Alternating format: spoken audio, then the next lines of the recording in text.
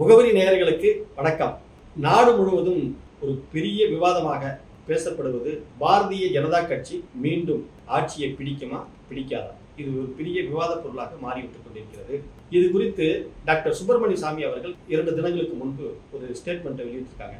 அதாவது மக்களின் உணர்வுகளை உளவுத்துறை மூலியமாக அறிந்து கொண்ட இந்த அரசு நடுநடுங்கி போயிருக்கிறது என்று அந்த ஸ்டேட்மெண்ட்ல குறிப்பிட்டிருக்காரு.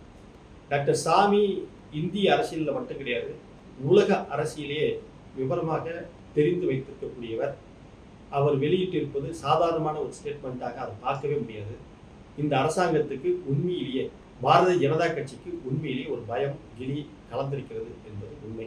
அதே போன்று நேற்று ஓய்வு பெற்ற தலைமை தேர்தல் ஆணையர் டாக்டர் குரேஷி அவர்கள் ஒரு ட்வீட் ஒன்று வெளியிட்டிருக்காரு.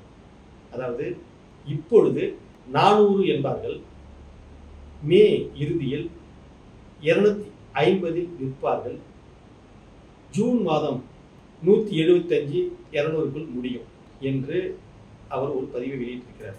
அதாவது ஓய்வு பெற்ற தலைமை தேர்தல் ஆணையர் அவர்கள் இந்த பதிவை வெளியிட்டிருக்கிறார். இந்த 2 பதிவையும் மிக சுலபமாக நாம் எடுத்துக்கொள்ள முடியாது, அதை கடந்தும் செல்லவும் கூடாது. இது மிக முக்கியமான 2 ஆளுமைகள் வெளியிட்டிருக்கக்கூடிய ஸ்டேட்மெண்ட். இதனுடைய அடிப்படையில் பிஜேபி ஆட்சிக்கு வராது, தனி பெரும்பான்மையோட ஆட்சியை பிடிக்க முடியாது என்பதை நம்மளால் புரிந்து கொள்ள முடிகிறது. ஏன் அவர்களால் ஆட்சியை பிடிக்க முடியாது? என்ன காரணம்? முதல் காரணம் ஜிஎஸ்டி. அந்த ஜிஎஸ்டினால இந்திய முழுவதும் இருக்கக்கூடிய உற்பத்தியாளர்கள், அதாவது ஃபேக்டரி வச்சு ரன் பண்ணக்கூடியவர்கள், சிறு குறு தொழில் நடத்தக்கூடியவர்கள் எல்லோரும் மிகப்பெரிய அளவில் பாதிக்கப்படும். நமக்கு பக்கத்தில் இருக்கக்கூடிய அம்பத்தூர் தொழிற்பேட்டை மிக மிக நலிவு அடைந்து போயிருக்கிறது. ஸ்ரீபெரும்புதூரும் அதே மாதிரி தான்.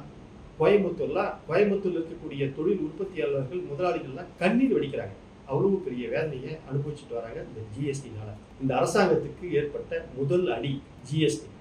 இரண்டாவது பெட்ரோல் டீசல். பெட்ரோல் டீசல் சாதாரணமான மனிதர்களில் இருந்து மிகப்பெரிய தொழில் உற்பத்தியாளர்கள் வரை இது பாதிக்கக்கூடியது. இந்த பெட்ரோல் டீசல் விலை உயர்வினால் தான் அத்தியாவசிய பொருட்களின் விலை கடந்த 10 ஆண்டுக்கு முன்பு இருந்த விலையை விட இப்போது பல மடங்கு உயர்ந்திருப்பதற்கான அடிப்படை காரணமே இந்த பெட்ரோல் டீசல் விலை உயர்வு தான். மூன்றாவது ஒரு காரணம் வேலை வாய்ப்பு இல்லாமை. படித்த இளைஞர்களுக்கு வேலை வாய்ப்பு கிடைக்காமல் அவர்கள் தவித்துக் கொண்டிருக்கிறார்கள். இது மூன்றாவது காரணம். இந்த தேர்தலில் 96 கோடியே 20 லட்சம் வாக்காளர்கள் இப்போது வாக்கு செலுத்த இருக்கிறார்கள். அதுல ஏறத்தாழ 20 கோடி பேர் இளைஞர்கள், அதாவது 20 வயதிலிருந்து 29 வயது வரை இருக்கக்கூடிய இளைஞர்கள் இந்த தேர்தலில் வாக்களிக்க இருக்கிறார்கள். அதில் பெரும்பாலானவர்கள் படித்துவிட்டு வேலை வாய்ப்புக்காக தேடி அலைந்து கொண்டு இருப்பவர்கள். அவர்கள் இந்த பிஜேபியை மன்னிப்பார்களா, விடுவார்களா? ஒருவேளை இந்த 3 காரணங்களையும் ஒருத்தர் வைத்துக்கொண்டு பிஜேபியை ஆதரிப்பார் என்றால் அவர் உண்மையில் மனநல பாதிக்கப்பட்டவர்கள் தான் இருக்க முடியும். சாத்தியமே இல்லை. பிஜேபி ஆட்சிக்கு வரணும்னு சொல்லி கனவுல கூட காணக்கூடாது. ஒரு இந்தியா இந்த தேர்தலுக்கு பின்னாடி 2024க்கு பின்னாடி இந்தியா என்ற ஒரு நாடு இது போன்ற ஒரு ஜனநாயக முறையான ஒரு தேர்தலை சந்திக்கவே முடியாது. சந்திப்பதற்கு வாய்ப்பே இல்லை அப்படின்னு சொல்லிட்டு பல அறிஞர்கள் சுட்டி காட்டிட்டு இருக்காங்க. ஏறத்தாழ 20 கோடி பேர் இன்னைக்கு வேலை வாய்ப்பு இல்லாம இருக்காங்க. ஒரு பெரும் மக்கள் தொகையில 140 கோடி பேர் மக்கள் தொகை உள்ள ஒரு நாட்டுல 20 கோடி பேருக்கு வேலை இல்லை அப்படின்னு சொல்லி கேட்டா இது எவ்வளவு பெரிய அநீதி. இந்த அநீதியை போக்கணும் அப்படின்னு சொல்லி கேட்டீங்கன்னா பாரதிய ஜனதா கட்சியை முதல்ல முடக்கணும், அவங்கள முதல்ல வீட்டுக்கு அனுப்பணும். அப்படின்னா தான் இந்த நாடு உருப்படும். இல்லைன்னா இந்த நாடு உருப்படாது.